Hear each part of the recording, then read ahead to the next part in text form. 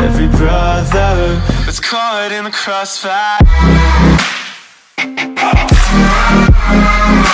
Was caught in the crossfire. Forbidden Room. The Epsteins find a fool. Manushka was fixing her hair up as she prepared to go to work for the Epstein's household. "I hear they are rich, and I'm going to make good money," she explained to her sister, Mina. Manushka was always making it a point to rub things in her sister's face. After all, Manushka thought she was prettier, smarter, and she had a very nasty disposition. Mina and Manushka weren't on speaking terms, but it didn't stop Manushka from informing her sister on what she was up to. Mina never looked up from her book, not once. She settled in her heart that she would never speak to this wicked woman. She wondered how they were even sisters since they were so different. As children, she was the bully. She stole boyfriends, only to disregard them later. It was as though she took great pleasure in torturing people. Somewhere in a far-off distant land, pigs are flying because Manushka was getting married to a nice man named Robert. He was so handsome and so sweet. Everyone in the family liked him. They couldn't figure out what he saw in Manushka, but he asked for her hand in marriage. Manushka's uncle asked, "Are you sure you want to get married?" "Yes," Robert said. "Well, okay." Uncle gave his blessing.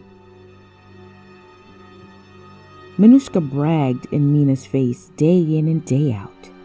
"I'm going to get married, I'm going to have a baby, and I have a great job. I am God's favorite. I have a good life." Honestly, not everyone can be blessed like that. Dommage. Too bad. Mina couldn't stand her sister's nasty ways. It seems as though no one could challenge her or stop her. She was over the top with her anger and only got worse if anyone dared to go against her. Now she was going to be working for a family, and Mina felt sorry for the employers. "Lord help that family," Mina thought to herself. "Well, hello there. What's your name?" asked Mrs. Epstein. In her best English, Manushka responded, "My name is Manushka Moise." "Oh, what a lovely name. Did you hear that, Frank? Her name's Manushka." Frank didn't really care. The domestics were totally up to her, and he didn't want to get involved, really. Mrs. Epstein gave Manushka the grand tour of the house and instructed her, like she did prior maids, to never enter the forbidden room unless instructed by her or her husband. Manushka was in love with the house and everything in it. She struggled inwardly not to stare too much at personal items all over the house. She was going to gain their trust and possibly get in wherever she could fit in. She was an absolute user and abuser. Robert had no idea what he was in for marrying this wicked woman. Everything was going as planned. They loved Manushka's cooking. She wowed them with Haitian cuisines with mouth-watering flavors in every single bite. Every Saturday, the Epsteins would host a meeting in their basement. Manushka was responsible for the refreshments, and it was always the talk of their meetings. It inflated her ego.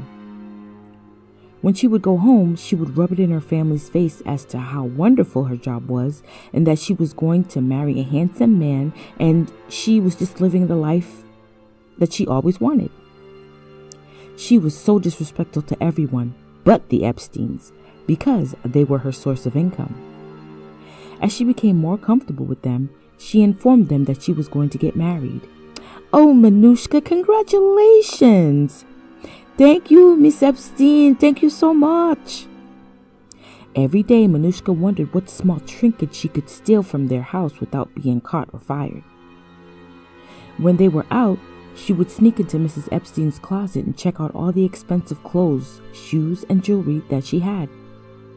She imagined herself wearing them. She discovered on one of her snooping sessions that Mr. Epstein kept a box full of money. She decided that she would find a way to steal a few dollars every once in a while. A few weeks later, Manushka was asked to come and cater one of the Saturday meetings. They said it was a special occasion and that they had a surprise for her. Once all the food was cooked, the Epsteins took the food downstairs and warned her not to come downstairs unless they called for her. The meeting started about 12, and it was going on 3. She wondered what they did down there since she heard very little from downstairs. As she was snacking on some cheese and crackers, she noticed that the door to the room they told her never to enter was cracked open. Her curiosity yanked her off her stool, and she slowly crept over to see what was inside. They told her not to go in the room, but there wasn't any harm in simply looking inside, is there? Carefully, she positioned her eye to look inside. She saw so many strange books on the shelves, but then something shimmering caught her eye. She pushed the door a little wider with her index finger to find that there were so many gowns laid all over the place. They were hanging up, some were laid across the table, gorgeous, beautiful gowns. She was so transfixed by them that she didn't hear when Mrs. Epstein came upstairs. "Manushka, oh no!" She jumped and pulled the door shut. "It was open, so I closed the door for you. I didn't go inside."